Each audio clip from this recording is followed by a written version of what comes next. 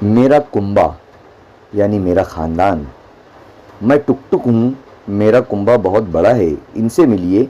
ये मेरी अम्मी हैं और ये मेरे अब्बू। मेरा भाई नीटू और मेरी बहन का नाम मीटू है। अरे देखो, अब मेरे दादा दादी और नाना नानी भी आ गए।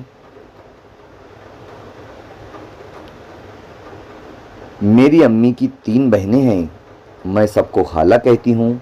और देखो, मेरे अब्बू के 4 भाई हैं। 2 भाई अब्बू से बड़े हैं और 2 छोटे। अब्बू के बड़े भाई को बड़े अब्बू कहती हूँ और छोटे भाई को छोटे अब्बू कहती हूँ। मेरी 4 चची जान भी हैं।